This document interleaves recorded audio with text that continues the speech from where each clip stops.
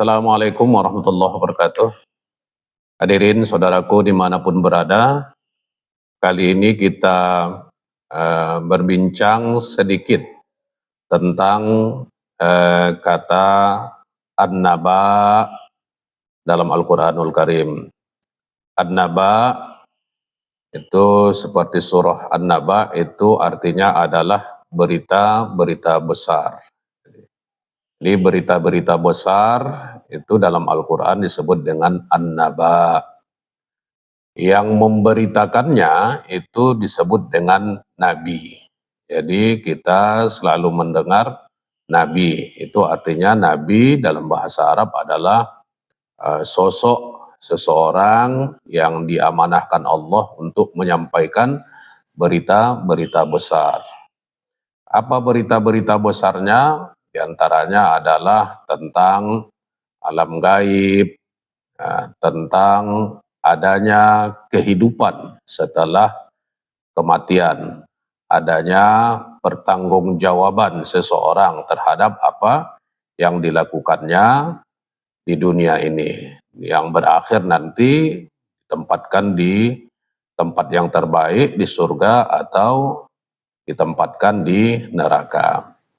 Berita-berita besar inilah yang diabadikan dalam Al-Quran, misalnya dalam surah An-Naba, a'udzubillahi minasyaitonirrajim, amma yatasaalun 'anin naba'il 'azim alladzi hum fihi mukhtalifun. Berita-berita besar ini ketika itu sudah menggoncangkan masyarakat, membuat mereka berbicara di mana-mana membincangkannya, karena berita itu begitu viral sehingga menimbulkan perbincangan di berbagai tempat dan di segala waktu. Tapi perbincangannya itu lebih kepada perbincangan yang tidak didasarkan kepada pengetahuan, tidak didasarkan kepada ilmu, tapi lebih didasarkan kepada kepentingan-kepentingan baik pribadi maupun status sosial, sehingga mereka terjadi perdebatan, perselisihan yang membawa kepada ketidakbaikan di dalam kehidupan masyarakat jahiliyah ketika itu. Tapi dalam pembahasan kali ini yang ingin saya sampaikan adalah bahwa berita-berita besar ini kalau di dalam surah Al-Hujurat misalnya ayat 6, Allah menegaskan agar berita-berita besar kalau kalian mendengarnya beredar di tengah-tengah masyarakat itu harus benar-benar pandai menyaringnya. Ya, kalau dalam dunia modern, media digital sekarang jangan langsung misalnya diteruskan melalui WA, Instagram ya dan lain-lain sebagainya.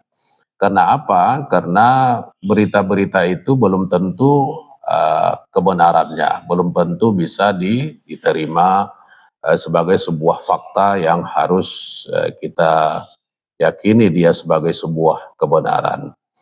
Inilah misalnya di dalam Al-Quran, surah Al-Hujurat ayat 6, Allah berfirman, A'udzubillahi minasyaitonirrajim, ya ayyuhalladzina amanu in ja'akum fasiqum binaba'im fatabayyanu an tusibu qauman bijahalah fatusbihu ala ma fa'altum nadimin. Nah, jadi kata Allah, wahai orang-orang yang beriman, kalau datang kepada kalian, apalagi yang datang itu adalah pelaku dosa fasik dengan naba, dengan berita-berita besar, maka kalian harus teliti ya, harus dicari apakah informasi itu benar. Kenapa? Karena nanti kalau kalian tidak lakukan itu bisa menimbulkan permusuhan dan bisa menimbulkan ataupun mencelakakan orang-orang lain.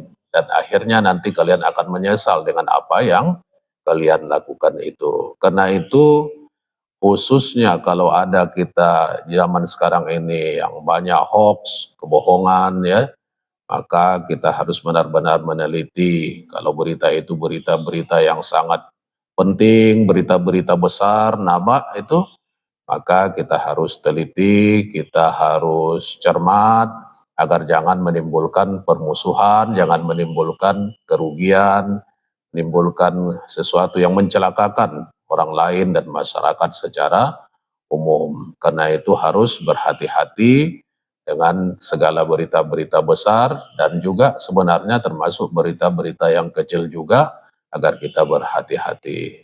Jadi naba ini kalau nabi ya penyampai berita besar itu maka nabi itu harus nabi kan berbicara jujur, berbicara benar, berbicara sesuai dengan hati, sesuai dengan fakta, sesuai dengan pikiran, sesuai untuk kemaslahatan, maka ini harus menjadi iktibar bagi kita agar kita bisa meniru dalam tanda kutip Nabi penyampai berita-berita besar itu agar kemaslahatan di tengah-tengah masyarakat bisa tercapai.